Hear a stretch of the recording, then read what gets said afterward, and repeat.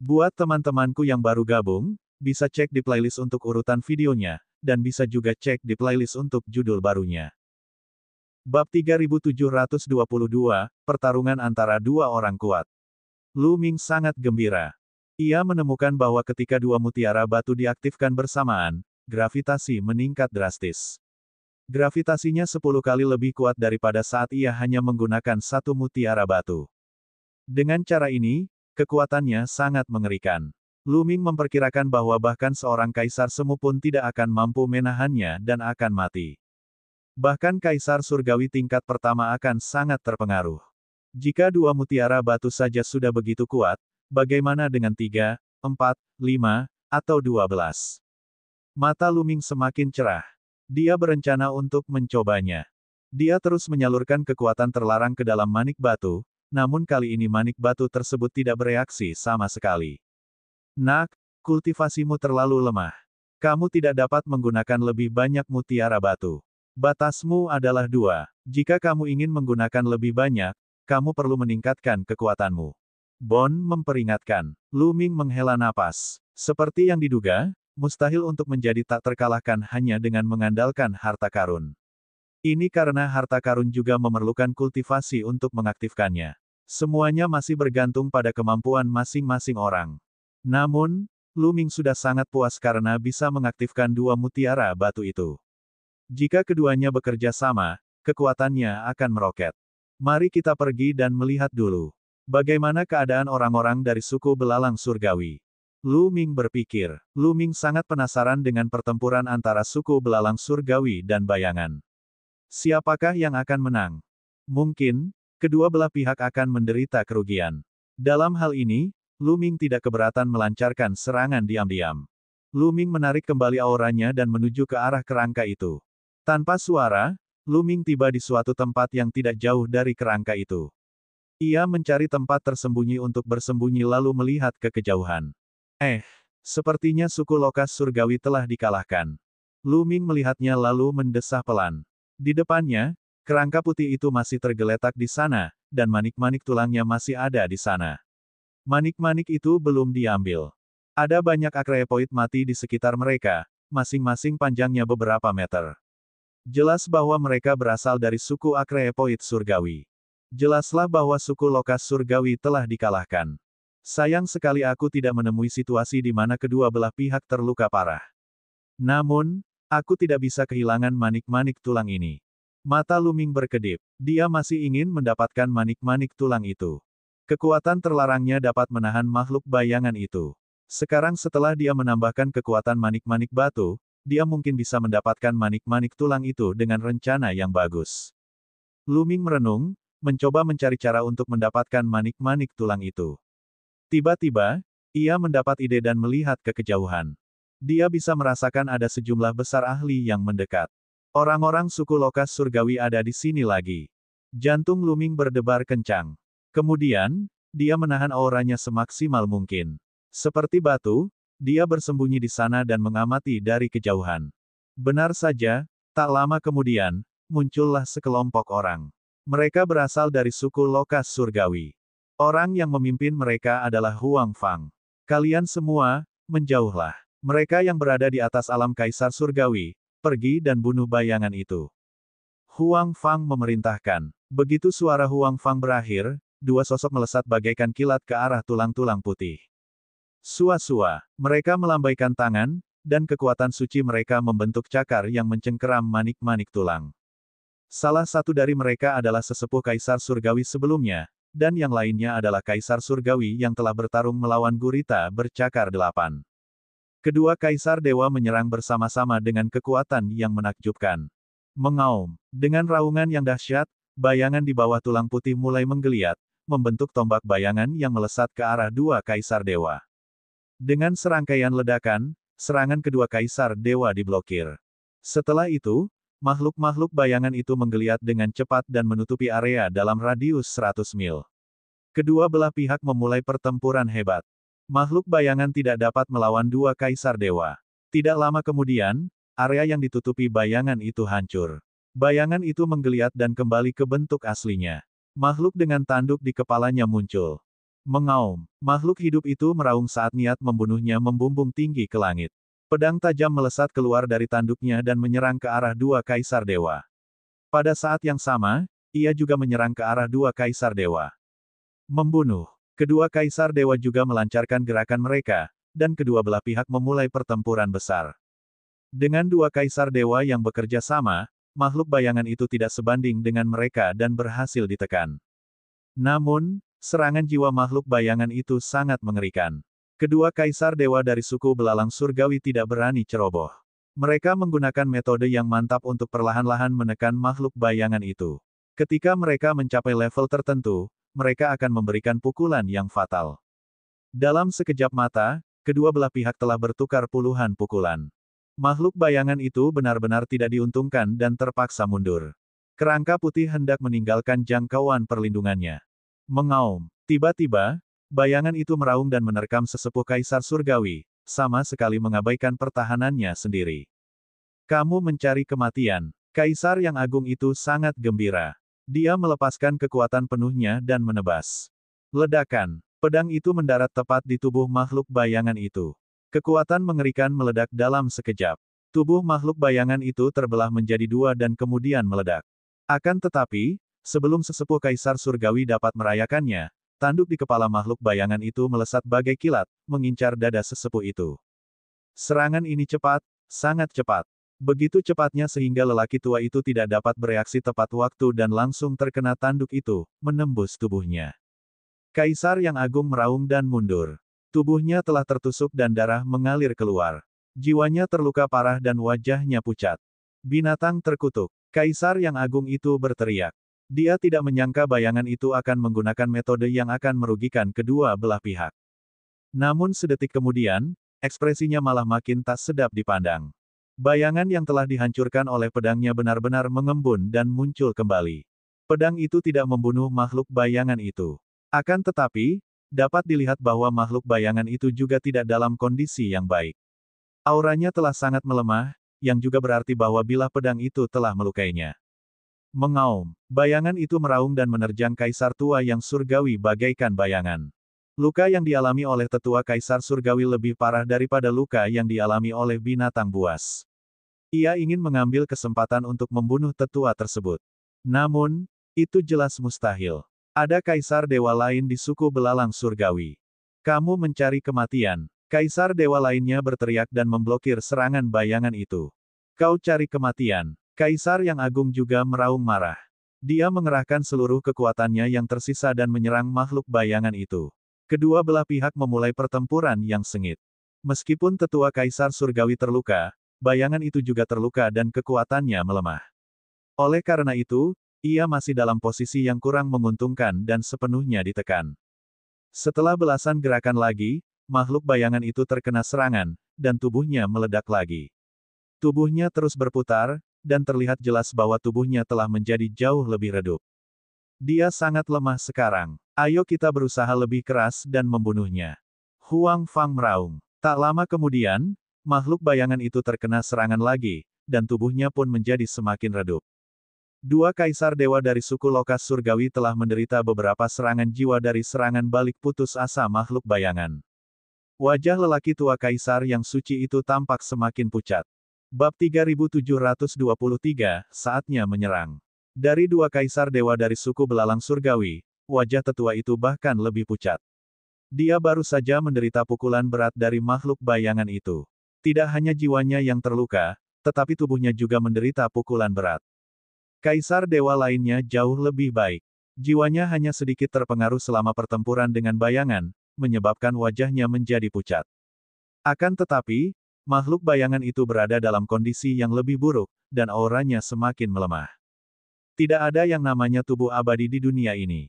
Bahkan tubuh terlarang pun akan mati setelah semua selnya hancur. Meskipun tubuh makhluk bayangan itu menakjubkan, setiap pukulan berat akan membuatnya semakin lemah. Jika terus begini, pasti ia akan mati. Ayo serang bersama dan singkirkan ini. Huang Fang berteriak. Makhluk bayangan itu sudah sangat lemah. Bahkan seorang kaisar semu pun bisa melukainya. Dia meminta semua kaisar semu untuk menyerang bersama dan menghabisinya sepenuhnya, agar terhindar dari masalah. Jika dia menarik perhatian kekuatan lain, terutama anggota klan tanaman merambat bulan es, akan sulit baginya untuk menelan manik-manik tulang itu. Membunuh, membunuh. Banyak kaisar semu dari suku belalang surgawi berteriak dan menerkam makhluk bayangan itu. Segala macam serangan menghujani makhluk bayangan itu seperti badai, menutupi seluruh area dan memotong jalur mundurnya. Kedua kaisar dewa juga melancarkan serangan terkuat mereka. Mereka harus membunuh makhluk bayangan itu dengan serangan ini. Mengaum, makhluk bayangan itu melolong. Tubuhnya tiba-tiba runtuh dan berubah menjadi ratusan tombak bayangan. Mereka melesat ke segala arah dan bertabrakan dengan serangan suku Lokas surgawi. Namun, tombak itu sudah jauh lebih lemah, dan kekuatan serangannya juga sangat biasa. Ketika bertabrakan dengan serangan para ahli dari suku belalang surgawi, tombak bayangan itu terus-menerus hancur. Khususnya, serangan dua kaisar surgawi telah melenyapkan sejumlah besar lembing bayangan. Hanya dalam beberapa tarikan napas, sebagian besar lembing bayangan hancur, dan makhluk bayangan tak dapat lagi terbentuk. Akhirnya terselesaikan. Semua orang menghela napas lega. Tetapi pada saat ini, perubahan mendadak terjadi. Kerangka itu tiba-tiba bergerak. Lebih tepatnya, mereka meledak. Semua spanduk tulang itu seperti bilah tajam. Mereka menusuk para ahli suku Lokas surgawi dengan kecepatan yang mengkhawatirkan, membuat suara siulan yang mengerikan. Beberapa kaisar semu di dekatnya menjerit ketika tubuh mereka tertusuk dan mereka mati di tempat. Yang lebih jauh juga menerima serangan fatal. Kedua kaisar dewa itu semakin mendapat perhatian. Beberapa spanduk tulang terkuat dan tulang putih semuanya terbang ke arah kedua kaisar dewa itu. Orang-orang dari suku belalang langit baru saja memusnahkan makhluk bayangan itu dan menghela napas lega. Mereka tidak pernah menyangka bahwa Baigu, yang tidak menunjukkan tanda-tanda kelainan apapun, akan melancarkan serangan mematikan. Sudah terlambat bagi mereka untuk menghindar. Puff! Kaisar tua itu tertusuk dua spanduk tulang tajam dan terhanyut puluhan ribu meter jauhnya. Ia menabrak puluhan pohon raksasa dan memuntahkan darah. Tubuhnya rusak parah. Untungnya, kekuatan hidup kaisar yang surgawi sangat kuat, sehingga ia berhasil bertahan hidup. Adapun kaisar dewa yang lain, tubuhnya tertusuk oleh tanduk itu. Tanduk itu adalah yang paling kuat, dan langsung memakukan kaisar dewa ke tanah. Brengsek! Kaisar dewa berteriak marah dan mengerahkan seluruh kekuatannya. Akhirnya, ia mencabut terompetnya dan berhasil menyelamatkan nyawanya. Namun, ia juga terluka parah dan auranya lemah. Sedangkan untuk para kaisar semu, selama mereka terkena serangan, tidak ada satupun dari mereka yang bisa bertahan hidup. Semuanya mati.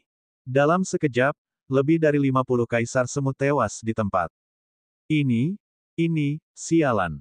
Di kejauhan, Huang Fang tertegun sejenak, lalu dia mengeluarkan serangkaian raungan marah, wajahnya berubah menjadi ekspresi yang tidak sedap dipandang. Begitu banyak ahli yang gugur secara tiba-tiba, sungguh merupakan kehilangan yang sangat besar. Untungnya, hanya kaisar semu yang menyerang. Dia dan anggota suku Lokas surgawi lainnya berada cukup jauh, jadi mereka tidak diserang. Untungnya, setelah gelombang serangan pertama, tulang-tulang putih jatuh ke tanah dan tidak bergerak sama sekali. Manik-manik tulang juga berserakan di tanah. Binatang buas terkutuk, kau masih ingin melakukan serangan balik bahkan setelah kau mati. Kaisar bijak yang tertusuk tanduk itu mengutuk. Jelaslah bahwa bayangan itu adalah orang yang telah melancarkan serangan. Bayangan itu tahu bahwa ia tidak akan dapat melarikan diri hari ini. Bayangan itu telah menggunakan beberapa metode yang tidak diketahui untuk mengendalikan tulang-tulang dan memberikan pukulan yang mematikan kepada suku Lokas surgawi. Huang Fang pun mengumpat, namun saat melihat manik-manik tulang, matanya berbinar. Meskipun mereka telah kehilangan banyak ahli, Kaisar Semu tidak ada apa-apanya bagi klan besar seperti suku Lokas surgawi. Mereka dapat ditemukan dalam jumlah besar. Hanya Kaisar surgawi yang dianggap ahli. Tidak masalah jika mereka kehilangan beberapa kaisar semu karena mereka dapat dipelihara dengan sangat cepat. Manik-manik tulang ini milikku. Huang Fang bergegas mendekat dan meraih manik-manik tulang itu dengan tangannya. Dengan manik-manik tulang ini, kultivasinya akan dapat menembus dengan sangat cepat. Mencapai dewa tingkat ke-7 adalah hal yang mudah, bahkan dewa tingkat ke-8, dewa tingkat ke-9. Pada saat itu, statusnya di antara generasi muda klan belalang surgawi pasti akan meningkat pesat. Anggota suku Lokas surgawi lainnya tidak bergerak. Status klan Huang jauh lebih tinggi dari mereka. Kesempatan ini tentu saja milik klan Huang. Dari jauh, Lu Ming melihat pemandangan ini. Kedua kaisar dewa itu terluka parah. Tetua kaisar dewa bahkan lebih terluka. Lu Ming merenung, matanya semakin cerah. Pada akhirnya, Lu Ming memutuskan untuk mengambil tindakan. Kesempatan yang langka, kalau dia tidak bertindak, kapan lagi dia akan bertindak?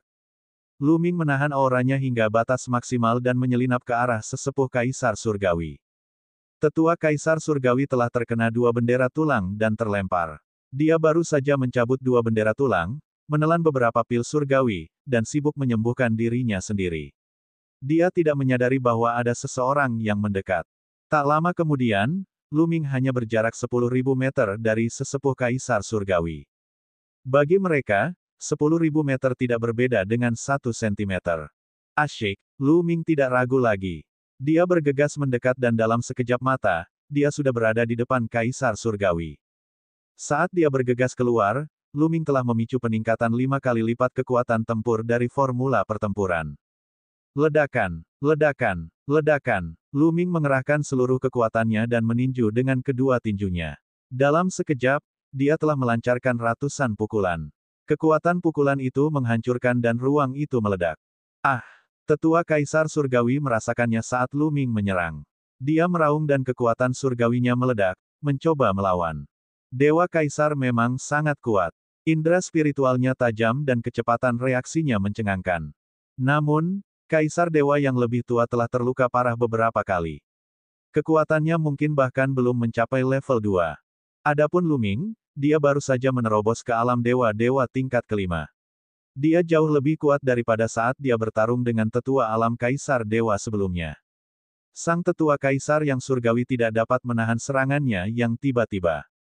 Bab 3724 Membunuh Huang Fang. Degup, degup, kedua serangan itu bertabrakan. Pada saat tabrakan, kekuatan surgawi tetua kaisar surgawi ditembus oleh Lu Ming. Pedang telapak tangan tetua itu bertabrakan dengan tinju Lu Ming. Kaca, telapak tangan sesepuh kaisar surgawi meledak, diikuti oleh lengan dan tubuhnya. Dia menjerit kesakitan. Ketika serangan hebat Lu Ming benar-benar menghancurkannya, tubuh tetua kaisar surgawi itu meledak sepenuhnya. Bahkan jiwanya tidak bisa melarikan diri. Tubuh dan jiwanya hancur. Seorang kaisar dewa terbunuh dalam sekejap. Tentu saja, Lu Ming tidak akan mampu melakukannya jika pihak lain sedang dalam puncaknya. Namun, pihak lain terluka parah. Lu Ming memanfaatkan kesempatan itu dan membunuhnya dengan satu pukulan. Semua ini terjadi dalam sekejap. Anggota suku Lokas surgawi lainnya bahkan tidak bereaksi. Ketika sesepuh itu terbunuh, orang-orang dari suku Lokas surgawi akhirnya bereaksi dan melihat. Lalu, matanya melebar. Kamu, itu kamu. Huang Fang berteriak histeris saat melihat Lu Ming lah yang menyerang. Aku di sini untuk membunuhmu hari ini. Lu Ming berkata dengan dingin. Dengan lambaian tangannya, dia menyimpan cincin penyimpanan tetua kaisar surgawi dan melangkah menuju Huang Fang. Kau masih ingin membunuhku? Serang dan bunuh bocah ini. Huang Fang meraung. Dia memiliki penguasa surgawi di pihaknya, jadi dia tidak takut pada Lu Ming. Menurutnya, kaisar surgawi terbunuh karena ia terluka parah dan tidak memiliki banyak kekuatan lagi. Kemudian, ia disergap oleh Lu Ming dan dibunuh. Dia sangat menyadari kekuatan Lu Ming. Sebelumnya, dia dikejar oleh kaisar surgawi dan harus melarikan diri dalam keadaan yang menyedihkan. Ada dewa kaisar lain di sampingnya. Meskipun dia juga terluka, lukanya tidak separah itu. Dia sudah lebih dari cukup untuk menghadapi Lu Ming. Ledakan. Kaisar dewa menekan luka-lukanya dan melepaskan aura kuat yang menekan Lu Ming. Pada saat yang sama, dia melangkah ke dalam kehampaan dan bergegas menuju Lu Ming seperti pedang. Telapak tangannya seperti bilah pisau, menebas Lu Ming. Cahaya pedang yang menyilaukan meledak dan menebas kepala Lu Ming. Kekosongan itu langsung terbelah menjadi 2. Ayo, mata Lu Ming dipenuhi dengan keinginan kuat untuk bertarung. Tulangnya retak seperti kacang goreng, ototnya menonjol, dan dia melancarkan pukulan. Dia akan melawan kekuatan dengan kekuatan dan menghadapi mereka secara langsung. Kau benar-benar mencari kematian. Mata Huang Fang menampakkan pandangan jahat. Lu Ming benar-benar berani menghadapi kaisar surgawi secara langsung. Dia hanya mencari kematian. Ledakan. Saat berikutnya, Serangan mereka bertabrakan dengan ledakan dahsyat. Kekuatan dahsyat itu menyapu ke segala arah, dan tanah retak. Lalu, kedua sosok itu cepat-cepat mundur. Pada saat yang sama, ia mundur puluhan ribu meter. Mereka sama-sama seimbang. Bagaimana itu mungkin? Huang Fang dan seluruh anggota suku Lokas Surgawi membelalakkan mata mereka karena terkejut. Lu Ming benar-benar mampu bertarung melawan Kaisar Surgawi, dan mereka seimbang. Meskipun Dewa Kaisar terluka dan kekuatan tempurnya sangat berkurang, dia tetaplah Dewa Kaisar. Bagaimana dia bisa dihentikan oleh Dewa Tuan dalam konfrontasi langsung? Bocah ini sudah berhasil. Sial, bagaimana dia bisa berhasil secepat itu? Dan kekuatan tempurnya sangat kuat. Huang Fang melolong dalam hatinya, begitu iri dan cemburu hingga dia hampir menjadi gila. Kaisar Dewa juga sangat terkejut. Namun, semangat juang di mata Lu Ming tumbuh lebih kuat. Dewa Kaisar memang Dewa Kaisar. Aku harus menggunakan kekuatan penuhku dan formula pertempuran untuk meningkatkan kekuatan tempurku hingga 5 kali lipat sebelum aku hampir tidak bisa menandinginya. Selain itu, dia terluka. Lu Ming punya sebuah pikiran dalam benaknya. Dia tahu betul bahwa jika pihak lain sedang dalam kondisi puncaknya, dia pasti bukan tandingannya. Tapi sekarang, membunuh. Lu Ming berteriak dan mengambil inisiatif untuk menyerang. Sosoknya melesat dan dia melintasi jarak puluhan ribu meter, menyerang ke arah pihak lain. Seorang Raja Dewa Belaka, matilah. Pihak lain berteriak keras, dan cahaya pedang mengguncang langit. Ledakan, ledakan, ledakan. Kedua belah pihak terlibat dalam pertarungan sengit. Dalam sekejap, mereka saling bertukar lebih dari selusin jurus, tetapi tidak ada pemenang yang jelas.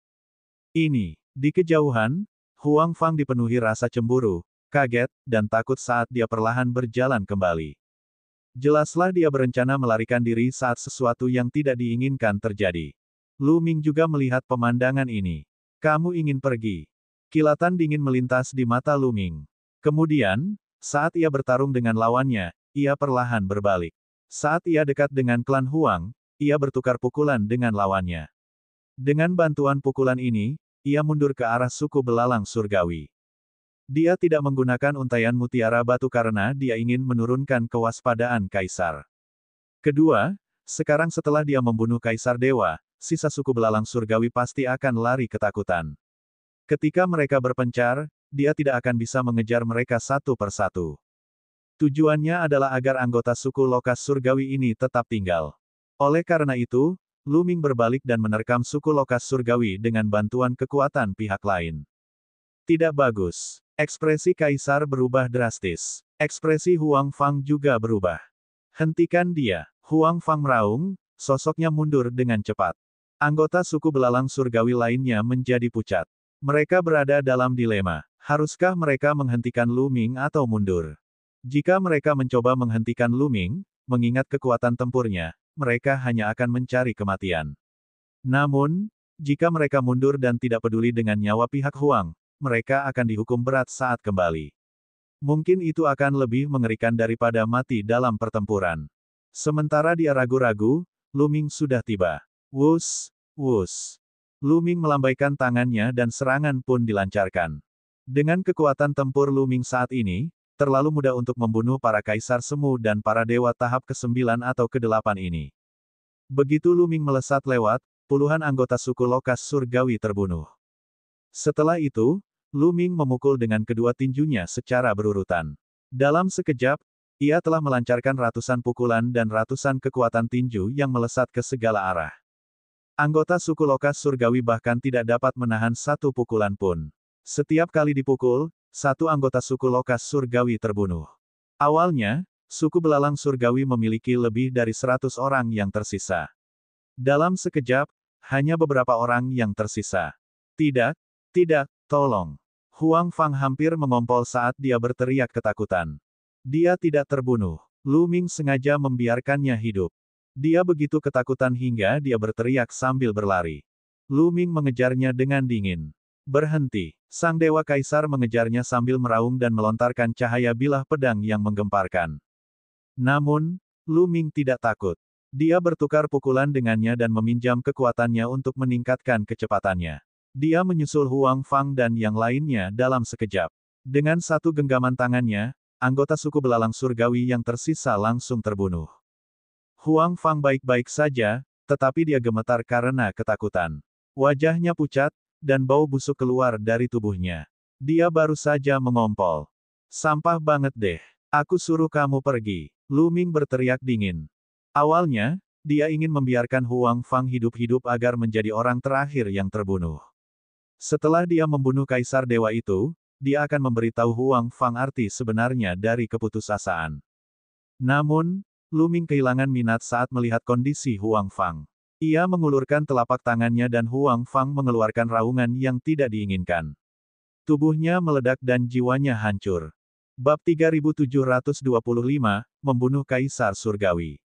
Dengan demikian, Kaisar Surgawi adalah satu-satunya yang tersisa di suku Lokas Surgawi.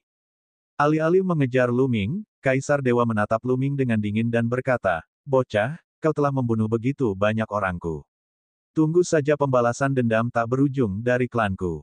Balas dendam. Selama aku bisa menyingkirkanmu, siapa yang akan tahu kalau aku yang membunuhnya?" Lu Ming bertanya sambil tersenyum. "Hahaha, kau masih ingin membunuhku. Aku mungkin terluka, tetapi apakah menurutmu mungkin bagimu untuk membunuhku? Jika kau terus bertarung, kaulah yang akan mati." Kaisar Dewa dari suku Lokas Surgawi berkata dengan dingin, penuh percaya diri. Meskipun dia terluka dan kekuatan tempurnya belum mencapai puncaknya, dia tidak percaya bahwa Lu Ming dapat membunuhnya. Jika pertarungan dilanjutkan, dia pasti menang. "Oh, benarkah? Kalau begitu mari kita bertarung." Lu Ming mendesis panjang dan menerkam ke arah pihak lain. Membunuh. Kaisar Dewa dari suku Lokas Surgawi melolong dan menyerang Lu Ming. Ledakan, ledakan. Keduanya bertabrakan lagi dan pertarungan sengit pun dimulai. Kali ini, Lu Ming menjadi gila. Dia sama sekali mengabaikan pertahanannya sendiri dan menyerang dengan sekuat tenaga. Wah, Lu Ming terkena pukulan dan sebuah luka muncul di tubuhnya. Tubuhnya hampir terpotong. Akan tetapi, saat Lu Ming terkena serangan, Kaisar Surgawi dari suku Lokas Surgawi juga terkena serangan. Lu Ming meninju bahu lawannya. Berbagai teknik rahasia ditinjunya meledak pada saat yang sama, menghancurkan energi surgawi pelindung lawannya dan tubuh Kaisar Surgawi. Sepotong besar bahu lawannya meledak. Namun, luka-luka Lu Ming pulih dengan cepat. Lagi. Lu Ming meraung dan terus menyerang pihak lain. Tidak lama kemudian, Lu Ming terkena lagi. Namun, pihak lain juga terkena. Ini merupakan gaya bertarung yang kalah-kalah. Iblis ini, dia benar-benar monster. Kaisar Dewa dari suku belalang surgawi meraung dalam hatinya. Untuk pertama kalinya, matanya menunjukkan ekspresi ketakutan. Kemampuan pemulihan Lu Ming terlalu kuat. Jika ini terus berlanjut, dia akan menjadi orang pertama yang mati karena kelelahan. Dia sudah punya niat untuk mundur. Dengan cara ini, niat bertarungnya akan melemah. Dalam pertarungan yang kekuatannya setara, makin lemah semangat juang seseorang, makin lemah pula daya juangnya. Sekarang, Lu Ming dengan tajam menangkap perubahan dalam hati pihak lain. Dia telah menunggu saat ini. Kekuatan terlarang mengalir ke dalam batu mutiara. Asyik, Lu Ming melambaikan tangannya dan dua mutiara batu terbang keluar. Mutiara-mutiara itu terbang tinggi ke langit dan membesar dengan cepat. Gravitasi yang mengerikan menekan Kaisar Surgawi. Gravitasi yang mencengangkan menyebabkan tubuh Kaisar Dewa jatuh dengan cepat dan menghantam tanah dengan keras. Kemudian, dua mutiara batu itu, bagaikan dua gunung besar, menghantam ke arah Kaisar yang surgawi. Kaisar Langit meraung marah dan menyerang dengan sekuat tenaga, menghantam mutiara batu. Dua mutiara terlempar, tetapi telapak tangannya juga terbelah dan berdarah. Pada saat yang sama ketika mutiara batu menyerang, Lu Ming sudah menyerbu ke arah pihak lain. Begitu mutiara batu terdorong mundur, ia berhadapan dengan serangan Lu Ming yang bagaikan badai. Dia belum pulih dari serangkaian serangan dari manik-manik batu, dan gravitasi yang kuat telah sangat membatasi kekuatannya, membuatnya sulit baginya untuk melawan. Wah, tangan kiri Lu Ming setajam pisau, menembus pertahanannya dan memotong salah satu lengannya. Tangan kanan Lu Ming mengepal dan meninju dadanya. Dadanya pecah dan darah serta daging beterbangan kemana-mana. Kaisar Dewa dari ras belalang surgawi awalnya terbanting ke dalam kawah. Sekarang kawah itu telah meledak, dia terlempar ke tanah, menciptakan kawah besar. Dia memuntahkan seteguk besar darah, tubuhnya compang-camping, dan auranya sangat lemah. Ah! Aku tidak mau menerima ini. Aku seorang kaisar surgawi. Bagaimana mungkin aku mati di tangan seorang junior dewa surgawi? Dia meraung seolah-olah dia sudah gila. Kekuatan Sen yang tersisa terbakar dan dia kembali ke bentuk aslinya. Dia mengepakkan sayapnya dan mencoba melarikan diri. Namun, kedua mutiara batu itu menekan ke bawah, dan gravitasi yang mengerikan membuatnya tergeletak di tanah. Wah, Lu Ming menyerbu dan menginjak dada kaisar surgawi. Dadanya pecah, hanya menyisakan kepalanya. Kecil, kaisar dewa dari suku belalang surgawi hendak melanjutkan ejekannya ketika tinju Lu Ming menghantam. Kepalanya meledak, dan jiwanya pun hancur. Pada titik ini, seluruh suku lokas surgawi telah dimusnahkan. Sosok Lu Ming melintas dan dia menyimpan semua cincin penyimpanan. Kemudian, dia pergi ke tempat kerangka itu berada. Manik-manik tulang berserakan di tanah dan Lu Ming menyimpannya satu persatu. Total ada 18 manik-manik tulang, ada yang besar dan ada yang kecil, dan semuanya penuh dengan kekuatan hidup yang kaya. Lu Ming merasa cukup puas. Dengan perolehan ini, perjalanan ini tidak sia-sia. Lu Ming pindah dan meninggalkan tempat itu. Setelah serangkaian pertempuran di sini, dia takut hal itu akan membuat yang lain khawatir, jadi lebih baik pergi lebih awal. Tidak lama setelah Lu Ming pergi, orang-orang dari dua pasukan tiba. Ketika mereka melihat mayat belalang di tanah, mereka saling memandang dengan cemas. Pada akhirnya, mereka tampak ketakutan dan mundur dengan tergesa-gesa. Mereka mengira ada bahaya yang mengerikan di sini. Kalau tidak, bagaimana mungkin seluruh suku lokas surgawi bisa dimusnahkan? Lu Ming menemukan tempat tersembunyi dan berkultivasi selama beberapa saat. Ia menyesuaikan kondisinya dengan puncak. Dia merasakannya dan menemukan bahwa potensi yang tersimpan dalam selnya telah sedikit berkurang, hanya tersisa sekitar 10%. Basis kultivasinya juga sedikit meningkat. Kecepatan konsumsi energi terlalu cepat. Lu Ming menghela napas. Kemudian dia mengambil obat ajaib lainnya dan menyerapnya. Lu Ming terlalu malas untuk menggunakan obat suci tingkat raja. Dia menyimpannya untuk diperdagangkan dengan orang lain. Dia fokus menyerap obat suci tingkat kaisar. Seiring meningkatnya tingkat kultivasinya, potensi yang tersimpan dalam selnya akan membutuhkan lebih banyak energi. Setelah memurnikan 3 ramuan suci tingkat kaisar berturut-turut, Lu Ming berhasil meningkatkan potensi yang tersimpan dalam selnya hingga 50%. Dulu, aku hanya butuh 2, tapi sekarang aku butuh 3. Seperti yang kuduga, aku tidak punya banyak obat ajaib yang tersisa. Lu Ming merenung. Dia hanya memiliki 9 ramuan suci tingkat kaisar yang tersisa. Beruntungnya, ia mendapat 18 manik-manik tulang. Total energi dari 18 manik tulang itu pasti lebih dari 9 ramuan dewa tingkat kaisar. Dia masih bisa menggunakannya untuk sementara waktu. Dia telah menyimpan 50% energinya, yang cukup untuk saat ini. Dengan begitu banyak energi, bahkan jika dia dipukuli hingga hanya memiliki beberapa sel yang tersisa, dia masih bisa pulih. Setelah selesai berkultivasi, Lu Ming meninggalkan tempat itu. Dia memeriksa arah dan menuju ke barat. Sebelum memasuki reruntuhan kerajaan suci Tian Yue, dia telah mengetahui dari Jiang Lebang bahwa peluang terbesar kerajaan suci Tian Yue pastinya ada di ibu kota. Sedangkan untuk wilayah barat, letaknya di pedalaman kerajaan Tian Yue. Ibu kota kerajaan Tian Yue seharusnya berada di arah itu. Lu Ming melaju cepat. 1 jam kemudian, dia tidak tahu berapa mil yang telah ditempuhnya. Tiba-tiba, ledakan dahsyat datang dari depan dan cahaya surgawi begitu terang sehingga menerangi setengah langit. Ada para ahli yang bertarung dengan sengit di depan. Lu Ming menahan auranya dan mendekati area itu dengan cepat melalui tanah. Bab 3726 menyimpan. Terjadi pertempuran besar di depan. Lu Ming bergerak maju tanpa bersuara. Memang, tak lama kemudian, ia melihat sekelompok orang terlibat dalam pertempuran sengit. Di satu sisi, ada Jiang Lebang dan para ahli yang dibawanya. Di sisi lain, Lu Minghe mengenali para ahli dari Sekte Qian Li dan Sekte Asal Bumi. Kedua kekuatan ini adalah salah satu dari 4 kekuatan utama yang telah bergabung dengan Jiang Lebang dan yang lainnya. Sekarang, kedua kekuatan ini telah bergabung untuk menghadapi Jiang Lebang dan yang lainnya. Tidak diragukan lagi, setiap pasukan telah mengirim seorang kaisar surgawi. Namun, tidak seperti suku belalang surgawi, pasukan ini hanya memiliki 1 kaisar surgawi. Ada satu pihak di pihak Jiang Lebang, satu pihak di pihak Sekte Qianli, dan satu pihak di pihak Sekte Esensi Bumi. Dengan dua kekuatan yang mengepung kelompok Jiang Lebang, mereka benar-benar dalam posisi yang tidak menguntungkan. Sekte Qianli, Sekte Kun Yuan, kalian semua hina dan tak tahu malu. Kita sebelumnya sepakat untuk menjadi sekutu. Jiang Lebang meraung. Saat ini, dia dalam kondisi yang sangat menyedihkan. Rambutnya acak-acakan dan tubuhnya berlumuran darah. Dia tampak seperti orang gila. Kami hina. Kalian hina sekali yang ingin menyimpan harta karun itu untuk diri kalian sendiri. Sekarang serahkan mutiara api angin. Di dalam Sekte Qianli, seorang pemuda berjubah merah menyala berteriak. Omong kosong. Kamilah yang mendapatkan mutiara api angin.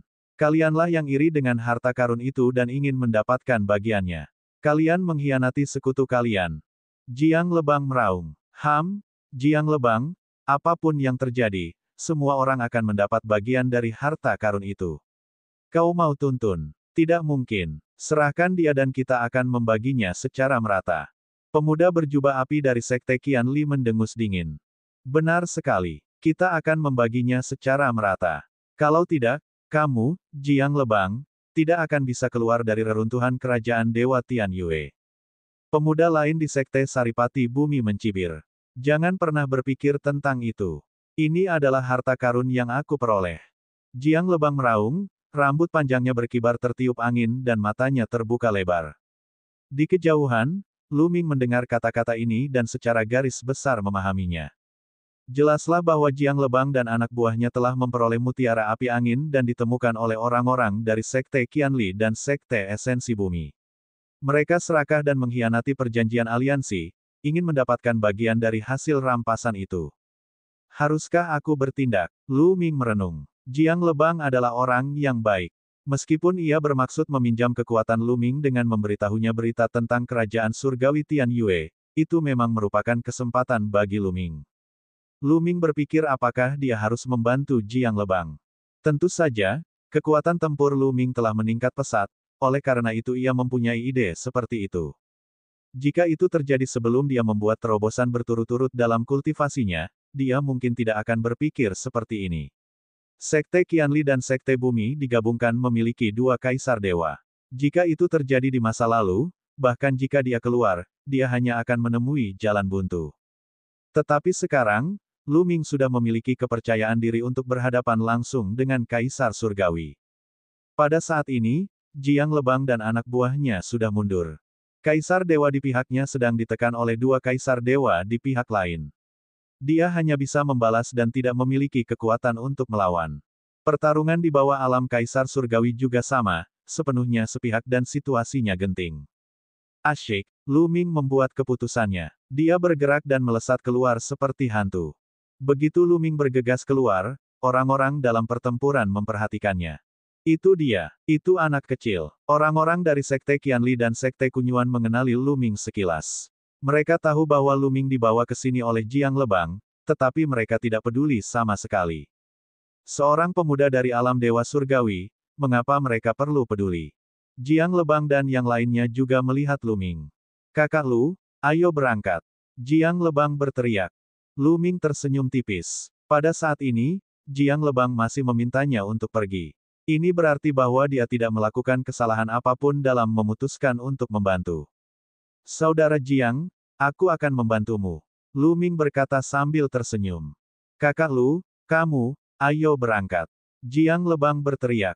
Meskipun Lu Ming sangat kuat dan dapat dengan mudah menghadapi 4 penguasa semu dari suku belalang surgawi, pihak lain memiliki satu kaisar surgawi lebih banyak daripada mereka. Tidak peduli seberapa kuat Lu Ming, dia hanya berada di alam dewa surgawi dan bahkan bukan dewa surgawi tingkat tinggi. Dia jauh dari kaisar surgawi. Dia tidak berpikir bahwa Lu Ming dapat menghadapi kaisar surgawi. Anak buah Jiang Lebang juga sedikit kecewa. Awalnya, mereka mengira seorang ahli telah datang. Mereka tidak menyangka bahwa itu adalah Lu Ming. Dia sama sekali tidak berguna.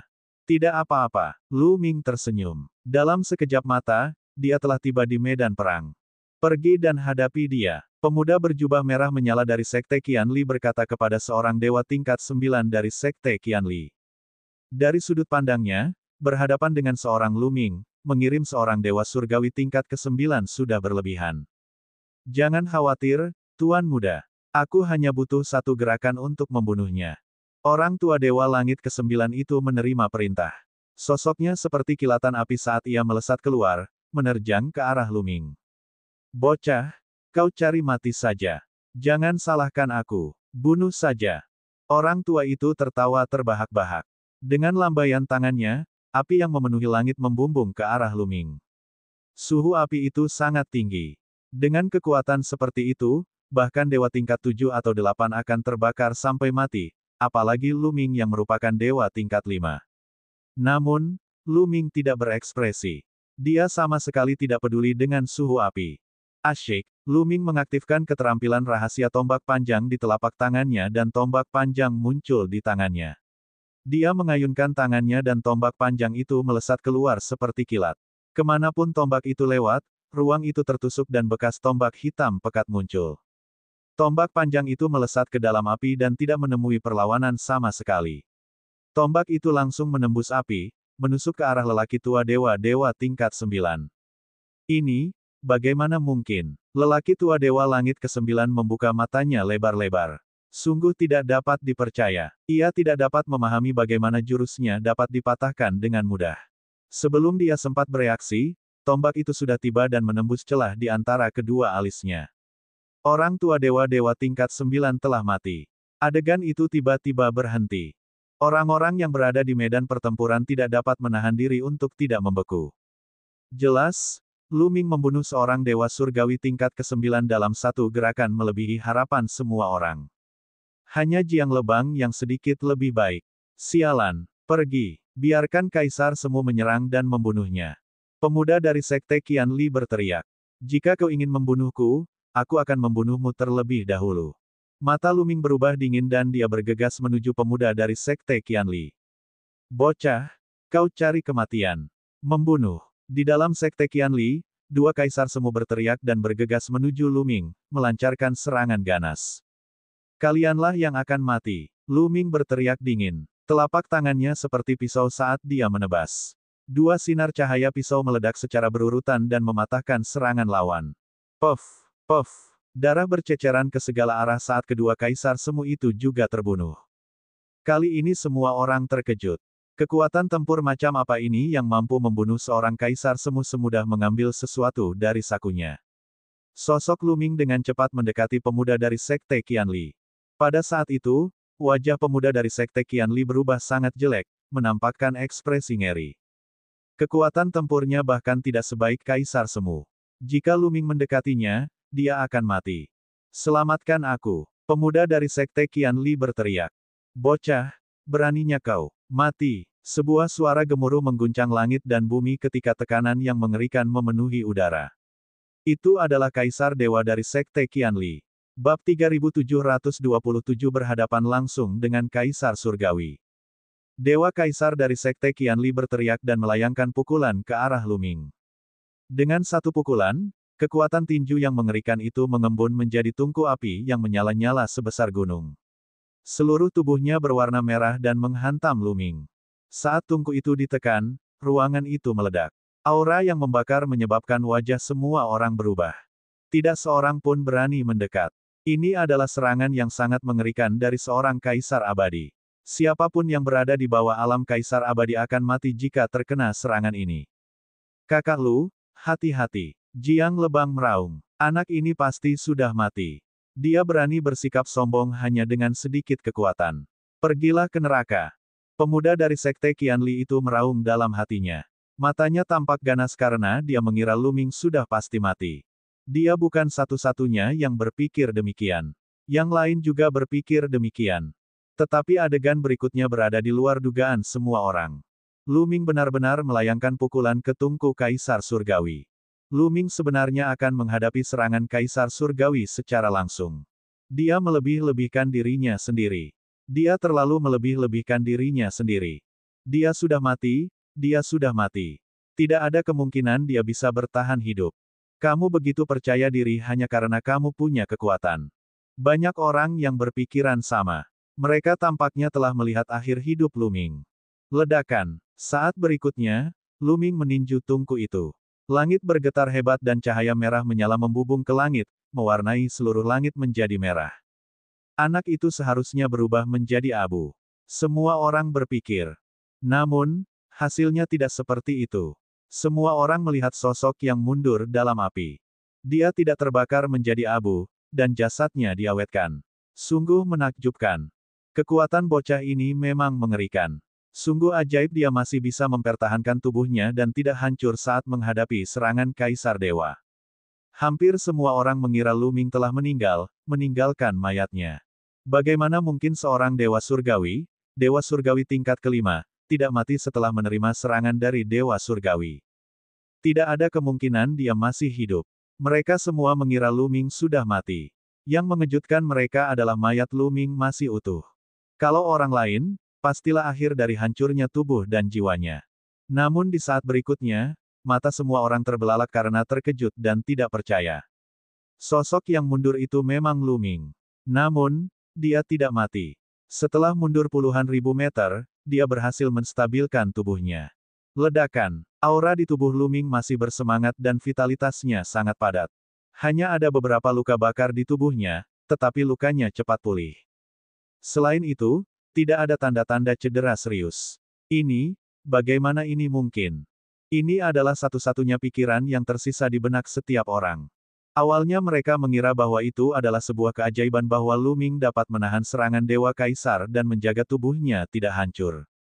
Tetapi sekarang, Lu Ming telah mematahkan persepsi mereka. Lu Ming tidak hanya baik-baik saja, tetapi dia juga tampaknya tidak mengalami luka serius. Dia hanya mengalami beberapa luka luar. Tidak mungkin, tidak mungkin. Aku khawatir itu hanya serangan biasa dari Kaisar Abadi. Pemuda dari Sekte Qianli menggelengkan kepalanya seperti genderang, tidak percaya bahwa Lu Ming sekuat itu. Ekspresi Kaisar Dewa dari Sekte Qianli juga berubah serius. Dia tahu betul seberapa dahsyat jurus yang baru saja dia gunakan. Meskipun jurus itu bukan serangan terkuatnya, jurus itu tidak bisa diremehkan. Jurus itu membunuh banyak sekali Kaisar Semu, tetapi tidak bisa berbuat apa-apa terhadap Lu Ming. Dia terkejut dengan kekuatan tempur Lu Ming. Kekuatan tempur Kaisar Surgawi hanya biasa-biasa saja. Ayo, biarkan aku melihat kekuatan tempur terkuatmu. Lu Ming berbalik dan menatap Kaisar Dewa, semangat juangnya membumbung tinggi. Lu Ming telah mengajukan tantangan kepada Kaisar yang surgawi. Ini adalah Kaisar Surgawi di puncaknya. Lu Ming ingin melihat seberapa besar perbedaan antara dia dan Kaisar Surgawi di puncaknya. Jika dulu, semua orang akan menertawakan Lu Ming karena menantang Kaisar Surgawi. Mereka tidak akan pelit dengan ejekan mereka. Namun sekarang, tak seorang pun yang mengejeknya. Tidak peduli apapun, Lu Ming memang telah menerima pukulan dari Kaisar Surgawi. Kekuatan tempurnya telah menyentuh ranah itu dan dia memenuhi syarat untuk menantangnya. Pada saat ini, orang-orang yang tadi bertarung tidak dapat menahan diri untuk berhenti. Mereka saling berhadapan dan menatap Lu Ming. Seorang dewa tertinggi tingkat kelima menantang seorang kaisar dewa tertinggi tingkat pertama. Hal semacam ini jarang terjadi sejak zaman dahulu. Mereka ingin melihat seberapa kuat kemampuan bertarung Lu Ming. Jika kamu ingin menantangku, kamu harus siap dibunuh olehku. Untuk dapat membunuh monster yang tak tertandingi, perasaan ini tidak buruk. Kaisar dewa dari Sekte Qianli meletakkan tangannya di belakang punggungnya. Matanya tampak dipenuhi api. Sebuah tungku mengelilinginya. Jelaslah bahwa dia serius. Dia melangkah maju dan muncul tidak jauh dari Lu Ming. Selain itu, para kaisar surgawi di pihak Jiang Lebang dan para kaisar surgawi dari Sekte Esensi Bumi berhenti dan saling berhadapan. Mereka memandang Lu Ming. Sebagai kaisar dewa, mereka sangat menyadari perbedaan antara dewa-dewa dan kaisar dewa. Mereka juga sangat ingin tahu bagaimana Lu Ming, yang hanya berada di tingkat kelima alam dewa-dewa, dapat bersaing dengan Kaisar Dewa dan berani menantang martabatnya. Apakah dia tidak tahu luasnya langit dan bumi? Atau apakah dia benar-benar memiliki kekuatan? Ayo, mata Lu Ming dipenuhi dengan semangat juang yang kuat. Sel-sel dalam tubuhnya bergetar sedikit. Kekuatan meledak dari setiap sel. Kekuatan 60 triliun berkumpul bersama dan membentuk kekuatan yang mengerikan. Formula pertempuran juga telah diaktifkan. Lu Ming meningkatkan kekuatan tempurnya hingga maksimal. Dia tidak langsung menggunakan untaian mutiara batu itu, karena dia ingin melawan Kaisar Dewa dengan kekuatannya sendiri. Saat menghadapi lawan yang kuat, tekanan juga dapat potensinya. Ledakan. Lu Ming adalah orang pertama yang bergerak. Saat tubuhnya bergerak, udara meledak dan kekosongan bergetar. Dia dengan cepat mendekati Kaisar Surgawi dari Sekte Qianli dan menyerang dengan kedua tinjunya. Kekuatan berbagai keterampilan rahasia di tangannya juga diaktifkan. Namun, semua keterampilan rahasia itu disembunyikan, tetapi kekuatannya tidak lemah sama sekali. Saat seorang ahli bergerak, orang akan tahu jika ada gerakan. Saat Lu Ming menyerang, kekuatan yang dibawanya menyebabkan mata Dewa Kaisar dari Sekte Qianli sedikit menyipit. Tingkat kekuatan ini telah menyentuh ambang batas seorang Kaisar Surgawi. Beberapa ras biasa hanya berada pada level ini saat mereka pertama kali menerobos ke alam Kaisar Surgawi. Menekan. Dewa Kaisar dari Sekte Qianli berteriak dingin dan menekan tangannya ke bawah. Kekuatan surgawinya mendidih dan tungku besar terbentuk, meledak ke arah Lu Ming.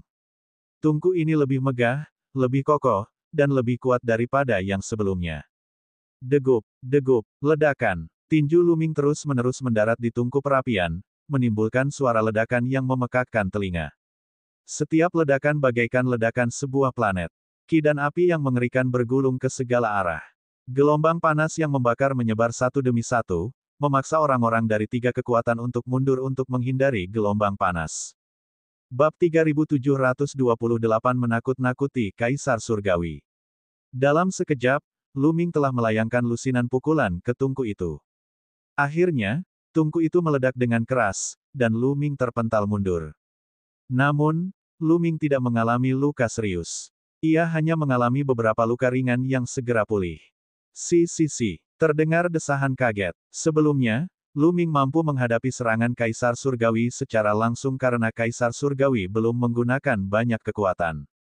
Namun, Kaisar Surgawi dari Sekte Qianli jelas telah menggunakan banyak kekuatan dalam serangan tadi. Dari kekuatannya, orang bisa melihat bahwa itu sangat mengejutkan. Namun, hal itu tetap dihalangi oleh Lu Ming. Lu Ming benar-benar memiliki kualifikasi untuk menantang Kaisar Surgawi. Seorang dewa tingkat kelima benar-benar memiliki kekuatan tempur seperti itu. Itu tidak pernah terdengar dan benar-benar menantang surga. Lagi, Lu Ming melolong panjang dan melangkah ke dalam kehampaan, sekali lagi menyerang Kaisar Surgawi Sekte Qianli. Jika kamu ingin mati, aku akan memenuhi keinginanmu. Kaisar Surgawi dari Sekte Qianli sangat marah. Dia berteriak dingin dan berubah menjadi bola api, menyerang Lu Ming. Dia mengerahkan seluruh tenaganya, dan seluruh tubuhnya diselimuti tungku api merah.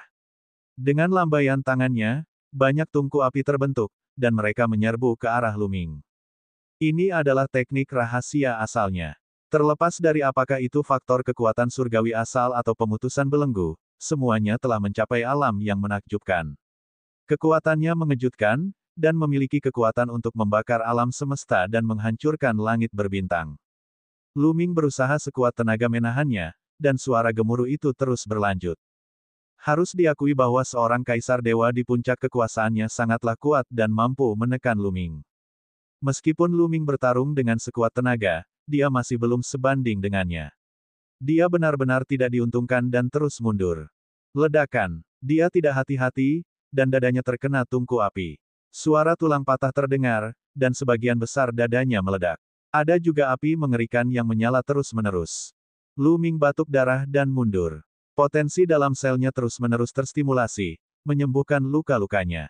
Namun, Kaisar Surgawi dari Sekte Qianli tidak memberinya kesempatan untuk pulih. Dia sekali lagi menyerang Lu Ming dan melancarkan badai serangan.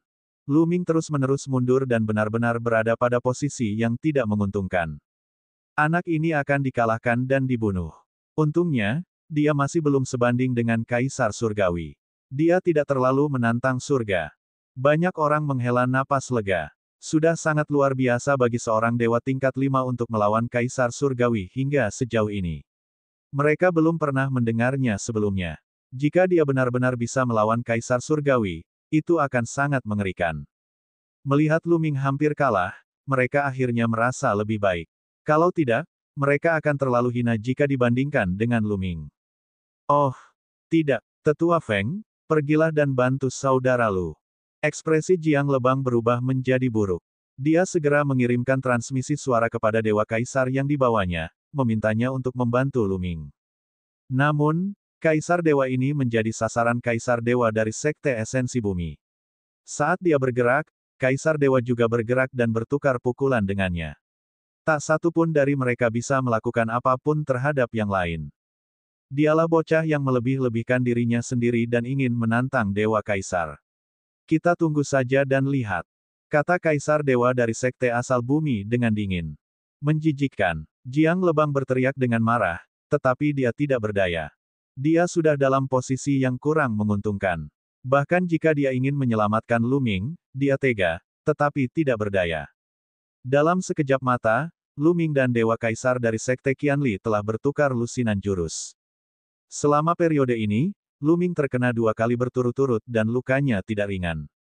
Tekanan kuat itu membuat darah Lu Ming mendidih. Setiap sel bergetar terus-menerus. Aliran potensial yang stabil sedang di. Sudah hampir waktunya, Lu Ming bergumam. Sudah terlambat. Pada tahap pertempuran ini, potensi Lu Ming ditekan sementara hingga hampir habis. Asyik. Pada saat ini, Lu Ming mengaktifkan untaian mutiara batu. 2 mutiara batu terbang keluar, dan gravitasi yang sangat kuat menekan Kaisar Surgawi dari Sekte Qianli. Ditekan oleh gravitasi yang kuat, tubuh Kaisar Dewa dari Sekte Qianli sedikit menegang, dan ekspresinya berubah. Gravitasi dari 2 mutiara batu itu telah sangat memengaruhinya. Membunuh. Lu Ming mengambil kesempatan untuk menyerang.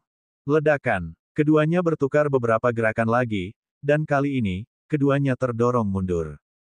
Kali ini, Kaisar Surgawi dari Sekte Qianli ditekan oleh gravitasi. Dia harus mengalihkan sebagian kekuatan surgawinya untuk melawan gravitasi, jadi kekuatannya secara alami sangat berkurang. Dengan demikian, Lu Ming telah menutup jarak di antara keduanya. Harta karun yang sangat berharga. Apakah kau pikir kau bisa melawanku dengan 1 harta karun? Lihat aku menghancurkan harta karunmu. Dewa Kaisar dari Sekte Qianli berteriak dingin. Ia menghadapi gravitasi dan melesat ke atas. Ia melambaikan tangannya dan kedua tungku terlempar keluar, membombardir mutiara batu. Dengan 2 kali bunyi dentang, meskipun mutiara batu itu terlempar, namun tidak apa-apa. Di bawah kendali Lu Ming, mutiara itu terbang kembali. Gravitasi yang kuat terus menyelimuti Kaisar Surgawi dari Sekte Qianli. Lu Ming menyerbu dan terlibat dalam pertempuran hebat dengan Kaisar Surgawi dari Sekte Qianli. Untuk sesaat, keduanya seimbang, dan tidak ada yang bisa melakukan apapun terhadap yang lain. Hal yang sama terjadi pada lusinan gerakan. Bagaimana itu mungkin? Wajah orang-orang dari Sekte Qianli sangat jelek. Dia tidak menyangka Lu Ming benar-benar mampu melawan Kaisar Surgawi. Jiang Lebang dan yang lainnya sangat gembira. Dengan cara ini, mereka tidak akan dirugikan bahkan jika mereka berada di alam Kaisar Surgawi. Akan sulit bagi Sekte Qianli dan Sekte Asal Bumi untuk menghadapi mereka. Ini karena seorang Kaisar Surgawi dapat dengan mudah membunuh siapapun yang berada di bawah alam Kaisar Surgawi dengan sedikit gangguan. Tidak peduli Kaisar Dewa yang mana, mereka akan berada dalam bahaya jika mereka menyerang siapapun yang levelnya di bawah Kaisar Dewa dengan risiko terluka. Sebelumnya, mereka memiliki 2 Kaisar Dewa dan mereka mampu sepenuhnya menekan Kaisar Dewa di pihak Jiang Lebang, membuatnya tidak dapat menyerang dan bahkan dikepung dan dibunuh. Namun, dengan kemunculan Lu Ming, situasinya telah berubah. Ledakan-ledakan, Lu Ming terus bertukar beberapa jurus lagi dengan Dewa Kaisar dari Sekte Qianli. Keduanya terus mundur, terpisah beberapa ratus mil. Mereka saling berhadapan dari kejauhan dan tidak terus menyerang. Lu Ming memiliki batu mutiara. Kaisar Surgawi dari Sekte Qianli tidak dapat melakukan apapun terhadap Lu Ming. Namun, Lu Ming tidak bisa berbuat apa-apa pada pihak lainnya. Jika mereka terus bertarung, akan sulit menentukan pemenangnya. Sepertinya kau tidak bisa melakukan apapun padaku. Kemampuan pemulihanku sangat kuat. Jika aku terluka, Sekte Qianlimu mungkin akan menderita kerugian besar. Lu Ming tersenyum. Kata-kata ini menyebabkan ekspresi orang-orang dari Sekte Qianli berubah drastis, terutama pemuda dari Sekte Qianli. Ekspresinya menjadi lebih buruk dan bahkan sedikit ketakutan. Itu memang benar. Jika Lu Ming mengambil risiko terluka untuk membunuh mereka, bahkan Kaisar Surgawi dari Sekte Qianli mungkin tidak dapat sepenuhnya menghalanginya. Jika itu masalahnya, dia akan berada dalam bahaya. Bagus. Sangat bagus. Pemuda dari Sekte Qianli menggertakkan giginya dan menatap Lu Ming dan Jiang Lebang dengan penuh kebencian. Jiang Lebang, kamu beruntung hari ini. Dengan bantuan seorang ahli, kita masih punya jalan panjang. Ayo. Dia tahu bahwa dia tidak bisa berbuat apa-apa terhadap Jiang Lebang hari ini, jadi dia hanya bisa mundur. Begitu dia selesai berbicara, orang-orang dari Sekte Qianli berkumpul dan mundur. Karena orang-orang dari Sekte Qianli hendak pergi, orang-orang dari Sekte Esensi Bumi tentu saja tidak akan tinggal dan pergi satu demi satu. Setelah beberapa waktu, orang-orang dari Sekte Qianli dan Sekte Kunyuan semuanya telah pergi. Lu, kakak Lu, terima kasih. Jiang Lebang datang untuk mengucapkan terima kasih kepada Lu Ming. Matanya dipenuhi dengan emosi yang rumit. Ada keterkejutan, kecemburuan, dan kengerian. Bab 3729 menerobos kota. Hati Jiang Lebang tidak bisa tenang. Bukannya dia belum pernah melihat monster sebelumnya. Namun, dia belum pernah melihat monster seperti Lu Ming. Sebelumnya, dia mengundang Lu Ming ke kerajaan Dewa Tian Yue karena dia menyukai kekuatan tempur Lu Ming. Lu Ming dapat dengan mudah mengalahkan 4 kaisar semu. Dengan kekuatan tempur seperti itu, dia pasti akan membantu di reruntuhan kerajaan Dewa Tian Yue. Ini karena mereka telah mengetahui bahwa ada sesuatu yang jahat di reruntuhan kerajaan surgawi Tian Yue. Jika seorang kaisar surgawi masuk, itu mungkin akan memicu sesuatu yang jahat. Oleh karena itu, mereka tidak berani membawa kaisar dewa ke sini. Bahkan jika mereka melakukannya, mereka akan menyegel basis kultivasi mereka terlebih dahulu. Mereka tidak akan membuka segel mereka kecuali benar-benar diperlukan. Itulah sebabnya mereka membutuhkan Lu Ming. Dia tidak menyangka bahwa keputusannya untuk memanggil Lu Ming kali ini benar. Lu Ming telah menyelamatkan hidupnya. Dia dipenuhi dengan emosi. Lu Ming menjadi semakin misterius di dalam hatinya. Seorang dewa tingkat kelima yang dapat bertarung melawan kaisar dewa. Apakah ada kekuatan tempur seperti itu di antara 10 ras teratas? Mungkinkah dia seorang jenius dari istana surgawi? Saat memikirkan hal ini, jantung Jiang Lebang berdebar kencang. Semakin dia memikirkannya, semakin dia merasa itu mungkin. Para jenius istana surgawi juga akan berkelana di alam semesta yang sunyi. Tujuannya adalah untuk melatih dan menempa dirinya sendiri. Dia diam-diam berlatih di alam semesta yang sunyi dan menyembunyikan identitasnya. Semua jenius dari istana surgawi sangat menakutkan. Mereka dapat mengalahkan yang kuat dengan kekuatan tempur yang tak tertandingi. Para ahli kesombongan surgawi lainnya seperti ayam dan anjing di depan mereka. Ia melampaui rekan-rekannya dan tak tertandingi. Jelas saja, Lu Ming memiliki sifat khusus ini, itulah sebabnya Jiang Lebang teringat pada istana surgawi. Kalau itu benar-benar istana surgawi, maka bertemanlah dengannya sekarang. Senyum di wajah Jiang Lebang semakin lebar dan dia bersikap lebih sopan kepada Lu Ming. Saudara Jiang, kamu tidak perlu bersikap begitu sopan. Lu Ming tersenyum dengan riang. Saudaramu, kami sedang bersiap untuk pergi ke ibu kota kerajaan Dewa Tian Yue sekarang. Bagaimana kalau kita pergi bersama? Kata Jiang Lebang. Kebetulan sekali, aku juga akan pergi ke ibu kota kerajaan suci Tian Yue. Ayo pergi bersama. Kata Lu Ming. Jiang Lebang dan yang lainnya sangat gembira.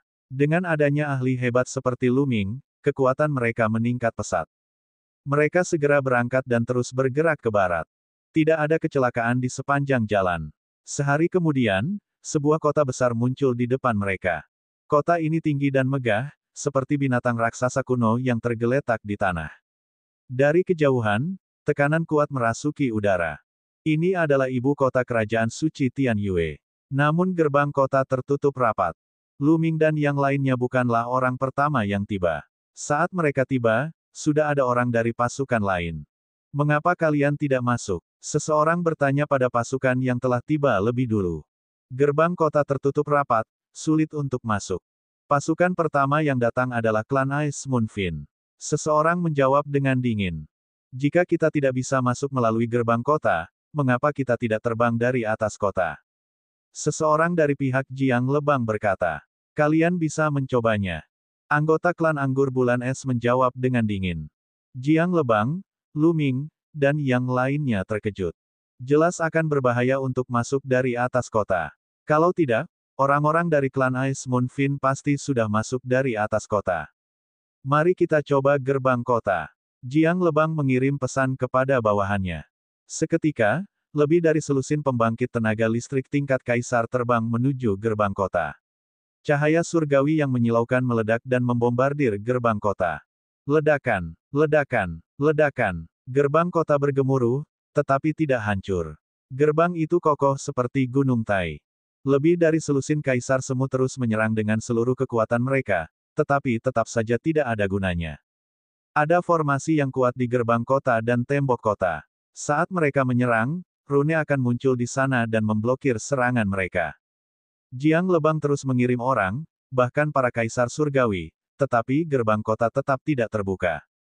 Saya khawatir satu atau dua kaisar dewa tidak akan mampu menerobos gerbang kota ini. Mari kita tunggu pasukan lain tiba dan menyerang bersama. Kata seorang dewa kaisar dari klan tanaman merambat bulan es. Jiang Lebang tidak punya pilihan selain memerintahkan anak buahnya untuk mundur dan menunggu di sana. Seiring berjalannya waktu, semakin banyak orang yang datang. Tiba-tiba, mata Jiang Lebang dipenuhi dengan niat membunuh yang dingin saat dia melihat ke satu arah. Sekte Qianli dan Sekte Kunyuan telah bergabung. Orang-orang dari Sekte Qianli dan Sekte Kunyuan juga menatap dingin ke arah Jiang Lebang, Lu Ming, dan yang lainnya. Ketika mata mereka menyapu Lu Ming, mereka dipenuhi dengan kesungguhan. Setelah beberapa hari, semua kekuatan yang telah memasuki reruntuhan kerajaan surgawi Tian Yue telah tiba. Totalnya ada 8 kekuatan, dan masing-masing kekuatan memiliki kaisar yang surgawi. Kenapa hanya sedikit orang dari suku Lokas surgawi? Mungkinkah orang lain telah menemukan kesempatan lain dan tidak datang ke ibu kota kerajaan suci Tian Yue untuk bertarung bersama kita? Banyak tatapan mata orang yang tertuju pada beberapa orang dari suku Lokas surgawi dari waktu ke waktu saat mereka berdiskusi dengan penuh semangat. Saat itu, Lu Ming telah membunuh sejumlah besar anggota suku belalang surgawi.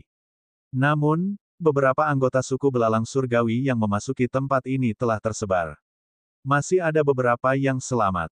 Pada saat ini, wajah orang-orang dari suku Lokas surgawi ini sangat jelek. Suku Lokas surgawimu tidak datang. Yue Chang dari klan tanaman merambat bulan es bertanya sambil melihat ke arah anggota suku Lokas surgawi. Kami juga tidak tahu. Kami tidak bisa menghubungi Tuan Muda Huang Fang lagi. Kami bahkan tidak bisa menghubungi dua kaisar dewa. Salah satu anggota tertua dari suku Lokas surgawi berkata dengan ekspresi khawatir. Anda tidak bisa menghubungi mereka. Yang lainnya saling berpandangan dan melihat keterkejutan di mata masing-masing. Jika mereka tidak dapat dihubungi, mereka terjebak di tempat yang terisolasi dari dunia luar atau mati. Akan tetapi, jumlah mereka sangat banyak sehingga dia tidak dapat menghubunginya. Kemungkinan besar mereka semua sudah meninggal. Termasuk dua kaisar dewa. Banyak orang tersentak memikirkan hal ini. Kaisar dewa sudah mati, apa yang dia temui? Mungkinkah dia telah bertemu dengan monster gurita bercakar 8? Masih ada bahaya lainnya. Sebelum dia masuk, ada berita bahwa ada anomali jahat di sini dan kaisar dewa tidak bisa masuk. Benarkah itu? Tidak masalah. Ayo serang dulu. Kita akan menerobos gerbang kota, masuk, dan memanfaatkan kesempatan di dalamnya. Setelah itu, kita akan meninggalkan tempat ini. Kata Yue Chang. Baik, para kaisar abadi dari pasukan utama, ayo berangkat. Salah satu kaisar dewa melangkah maju. Setelah itu, kaisar dewa lainnya juga melangkah maju. 8 negara adidaya telah mengirimkan total 8 kaisar dewa. Beberapa orang tahu bahwa mungkin ada lebih dari satu kaisar dewa dari beberapa kekuatan, tetapi mereka tidak mengatakan apa-apa. Tentu saja Lu Ming tidak akan bergerak. Ledakan. 8 kaisar dewa menyerang pada saat yang sama. 8 serangan mengerikan diluncurkan ke arah gerbang kota, menyebabkan ledakan dahsyat. Di gerbang dan tembok kota, rune terus-menerus muncul untuk memblokir serangan ini. Namun, kekuatan gabungan dari 8 kaisar dewa terlalu kuat. Gerbang kota bergetar semakin keras. Rune di atasnya berkedip terus-menerus. Awalnya, sangat terang, tetapi segera, cahayanya mulai redup. Setelah 1 jam, bang bang bang. Rune-rune di gerbang kota terus meledak, mengeluarkan suara bang-bang. Setelah beberapa saat, rune-rune itu menghilang tanpa jejak. Tanpa halangan formasi besar, gerbang kota tidak dapat menahan serangan 8 kaisar dewa. Ledakan. Dengan suara keras, gerbang kota meledak berkeping-keping. Bab 3730, Lubang Jahat. Gerbang kota meledak, dan pemandangan di dalam kota dapat terlihat dengan jelas. Di dalam kota sangat gelap, dan orang bisa melihat banyak bangunan kuno. Ayo pergi. Tiba-tiba, seseorang bergerak dan menyerbu ke dalam kota. Dalam sekejap mata, mereka memasuki kota. Tidak ada bahaya sama sekali. Yang lainnya merasa lega, dan dia bergegas memasuki kota. Lu Ming, Jiang Lebang, dan yang lainnya juga bergegas ke kota. Suara mendesing. Dengan sekejap, semua orang berhamburan dan terbang menuju gedung-gedung itu. Kalau ada kesempatan, pastinya akan di gedung-gedung ini. Lu Ming juga terbang menuju sebuah bangunan besar. Ada lebih dari 10 orang lainnya bersama Lu Ming. Orang-orang ini datang dari kekuatan yang berbeda. Satu-satunya perbedaan adalah ada orang-orang dari Sekte Qianli dan Sekte Kunyuan di antara mereka. Ketika mereka melihat Lu Ming, mereka terkejut dan langsung pergi. Orang-orang yang tersisa tidak mengetahui kemampuan Lu Ming. Lu Ming tidak peduli dengan orang-orang ini. Dia bergegas menuju aula. Bocah nakal, dewa tingkat 5 juga berani datang dan ikut bersenang-senang. Keluarlah untukku. Seorang pria kekar dengan rambut merah berteriak dingin. Telapak tangannya yang besar, seukuran kipas daun ketail, hendak menamparkan Lu Ming. Kekuatan pria kekar ini tidaklah lemah. Ia memiliki kultivasi dewa-dewa tingkat 9. Jika tamparan ini sampai mengenainya, dengan kultivasi dewa-dewa tingkat 5 Lu Ming, ia hanya akan berada di jalan menuju kematian. Dia menyuruh Lu Ming untuk keluar, tetapi serangannya adalah jurus mematikan. Dia ingin membunuh Lu Ming. Metodenya kejam. Bocah ini pasti sudah mati. Ketika yang lain melihat kejadian ini, mereka tersenyum penuh kepuasan. Namun, senyuman mereka menghilang pada saat berikutnya. Telapak tangan lelaki berambut merah itu hendak mengenai Lu Ming di tengah angin menderu. Kaulah yang seharusnya tersesat. Lu Ming berteriak dingin dan menamparnya. Dia jelas menamparnya kemudian, tetapi dia telah mencapainya terlebih dahulu. Sebelum pria berambut merah itu bisa memukulnya, dia telah menamparkan wajah pria berambut merah itu. Apa? Sebuah tamparan keras terdengar, diikuti oleh teriakan melengking. Tubuh pria berambut merah itu terlempar seperti bola meriam, menghantam beberapa dinding, dan jatuh ke tanah. Dia memuntahkan darah, berkedut beberapa kali, lalu berhenti bernapas. Dia telah ditampar sampai mati oleh Lu Ming. Keberadaan Dewa Surgawi tingkat ke-9 terbunuh begitu saja. Yang lainnya terkesiap, wajah mereka dipenuhi ketakutan. Mereka dipenuhi rasa takut yang berkepanjangan, dan beberapa dari mereka berkeringat dingin. Beberapa orang memiliki pemikiran yang sama dengan pria kekar berambut merah itu. Mereka mengira Lu Ming, dewa tingkat 5, ada di sini untuk ikut bersenang-senang. Mereka ingin menamparkan Lu Ming sampai mati. Namun, pria berambut merah itu selangkah lebih cepat. Kalau saja mereka bertindak sekarang, merekalah yang akan mati. Ketika mereka memikirkan hal ini, mereka merasakan gelombang ketakutan. Ayo pergi. Orang-orang ini hanya punya satu pikiran di benak mereka. Mereka tidak ingin bertemu dengan Lu Ming. Mengingat kekuatan tempur Lu Ming, jika dia menemukan harta karun apapun, mereka tidak akan bisa mendapatkan bagiannya. Dalam sekejap, Lu Ming menjadi satu-satunya yang tersisa di gedung itu. Lu Ming tersenyum. Ini juga bagus. Lu Ming memasuki aula dan menyadari bahwa dekorasi di aula itu masih utuh. Namun, beberapa di antaranya sudah rusak.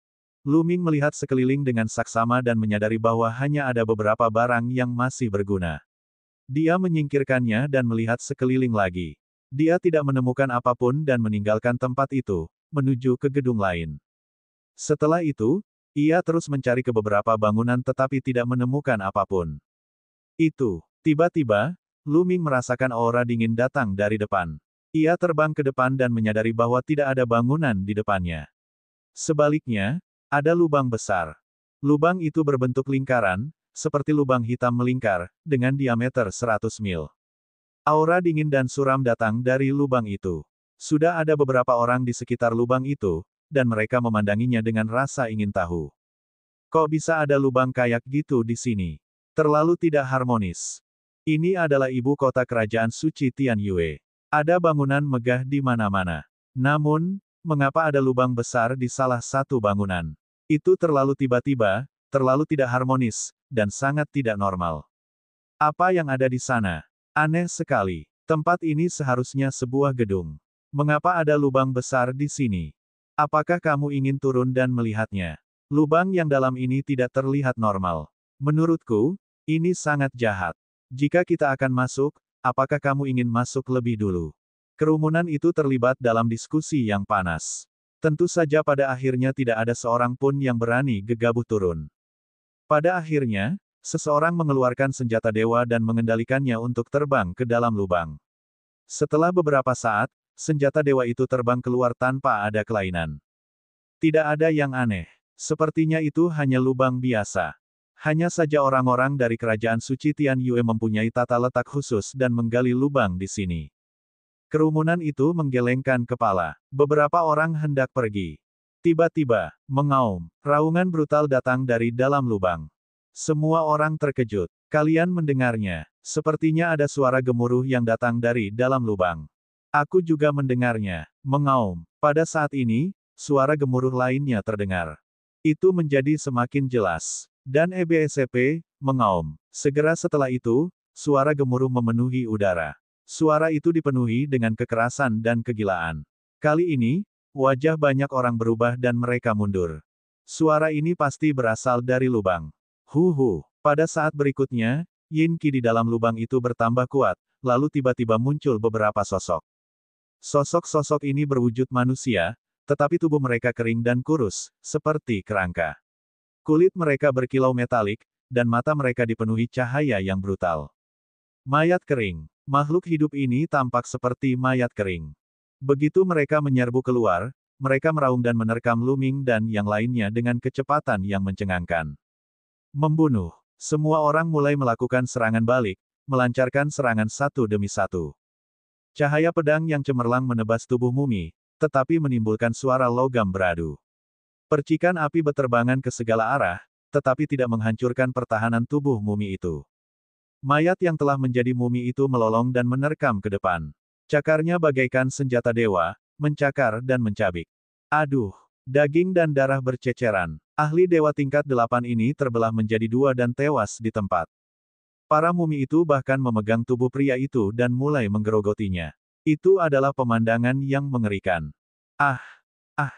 Jeritan terus-menerus terdengar. Dalam sekejap, lebih dari 10 ahli tewas. Para ahli ini semuanya adalah dewa-dewa tingkat 9 dan 8. Namun, menghadapi mayat-mayat yang telah dimumikan ini, mereka tidak berdaya dan hanya bisa dibantai. Mereka bahkan tidak dapat menembus pertahanan mayat-mayat yang telah dimumikan ini. Ada juga mumi yang menyerang Lu Ming. Ledakan. Telapak tangan Lu Ming bagaikan pisau, menebas tubuh mumi dengan suara ledakan yang keras. Lu Ming merasa seakan-akan dia telah menebas senjata dewa. Namun, tidak peduli seberapa kuat senjata suci itu tidak dapat menghentikan Lu Ming. Pada akhirnya, mayat mumi itu meledak dengan keras. Bang bang bang. Lu Ming melambaikan tangannya dan menyerang lebih dari 10 kali berturut-turut. Dengan setiap gerakan, mayat yang telah menjadi mumi terbunuh. Bab 3731, Tombak Perak. Selain Lu Ming, ada satu orang lagi yang sangat kuat. Dia membunuh puluhan mumi hanya dengan satu lambaian tangannya. Orang ini adalah Kaisar Dewa dari Sekte Qianli. Selain mereka berdua, yang lainnya tidak mudah. Para mumi ini tidak takut mati, dan kekuatan pertahanan mereka sangat mengerikan. Bahkan Kaisar Semu pun tidak sebanding dengan mereka, dan hanya bisa melindungi diri mereka sendiri. Mereka yang berada di bawah alam kuasa Kaisar hanya akan dibunuh. Bahkan dengan Lu Ming dan Kaisar Surgawi, itu tidak berguna karena ada terlalu banyak mayat kering di dalam lubang. Mereka terus-menerus mengalir keluar dalam aliran yang tak berujung.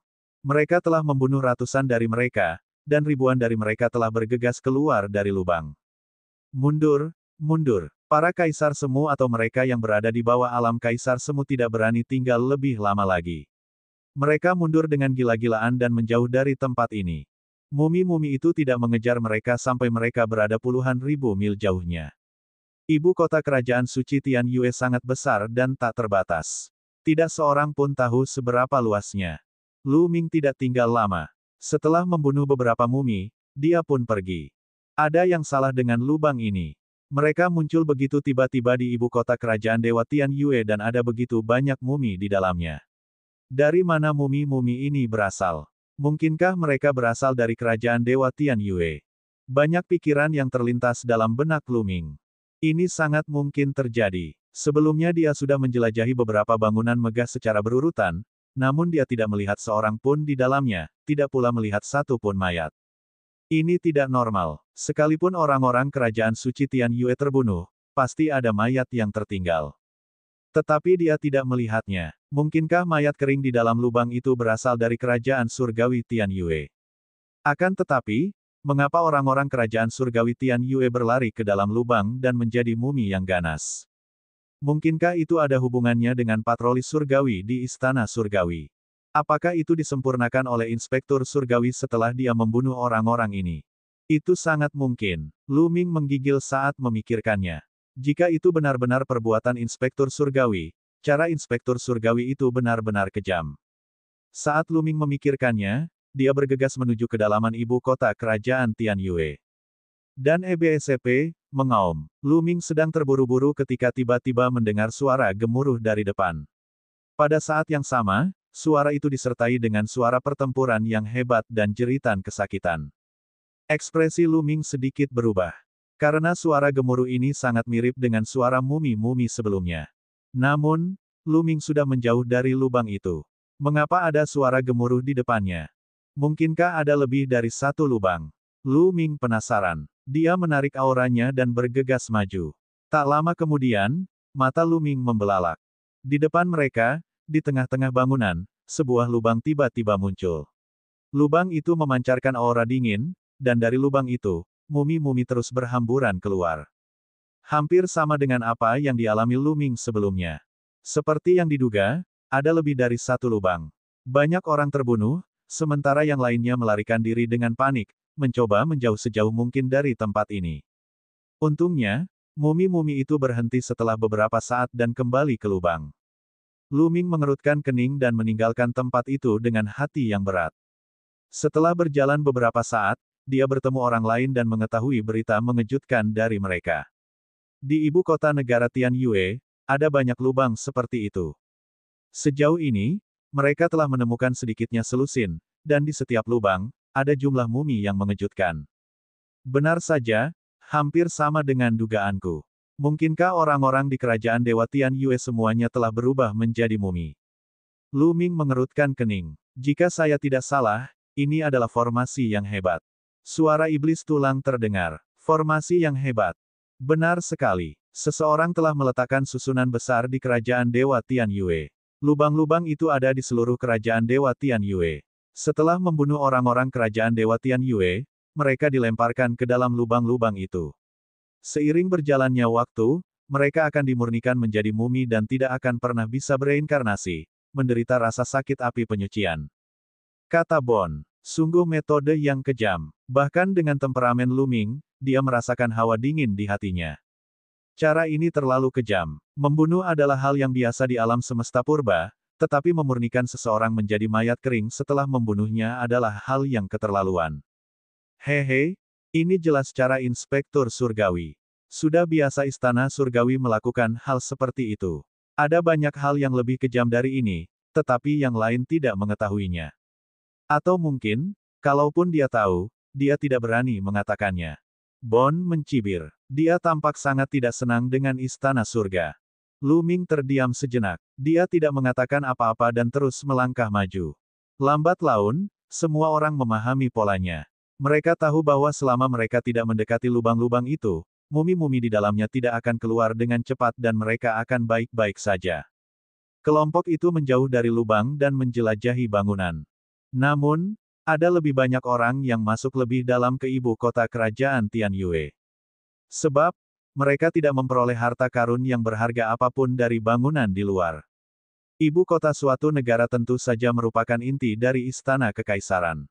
Hanya di sanalah harta karun dan peluang berada. Kecepatan Lu Ming sangat cepat. Ia terbang melewati satu demi satu gedung megah. Tak lama kemudian, ia tiba di pusat ibu kota kerajaan Tian Yue.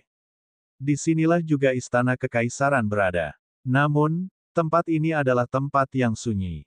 Banyak bangunan megah telah runtuh dan penuh dengan lubang. Jelas terlihat bahwa ada jejak pertempuran besar. Tiba-tiba, Lu Ming melihat sebuah bangunan runtuh yang dipenuhi cahaya warna-warni. Hal itu sangat menarik perhatian di lingkungan yang gelap. Aku ingin memakannya. Ada harta karun. Aku ingin memakannya. Di pergelangan tangannya, Qiu juga mulai menggeliat. Dua mata besar muncul dan melihat ke arah itu, memperlihatkan ekspresi keserakahan. Di sana, senjata suci. Mata Lu Ming berbinar. Namun, sinar cahaya itu sangat jelas. Karena Lu Ming melihatnya, yang lain tentu saja melihatnya juga. Banyak orang mengira ada harta karun dan terbang ke arah itu satu demi satu. Ayo pergi. Sosok Lu Ming bergerak dan dia bergegas ke arah itu. Itu adalah istana yang runtuh, dan sebuah tombak panjang tertancap di tanah istana. Tombak itu berwarna putih keperakan dan terus-menerus memancarkan cahaya warna-warni. Bahkan dari kejauhan, hawa dingin dapat dirasakan. Dinginnya udara ini sangat mengerikan. Banyak dewa tingkat 8 atau 9 menggigil, lapisan es menutupi tubuh mereka. Bahkan darah mereka hampir membeku. Hanya seorang kaisar semu yang mampu menghalanginya dengan kekuatan sucinya. Lu Ming melihat ada banyak retakan pada badan tombak itu. Jelaslah bahwa tombak itu telah rusak setelah pertempuran hebat. Meski begitu, tombak ini masih memiliki aura yang tak terlukiskan, luas dan tak terduga. Sebuah harta karun, itu jelas merupakan harta karun tingkat atas. Sekalipun tidak lengkap, tetap saja itu adalah harta karun bernilai tinggi yang bernilai puluhan kota. Saya ingin makan, saya ingin makan. Qiu tidak tahan lagi. Ia berubah menjadi bola logam besar dan memperlihatkan mulut penuh taring.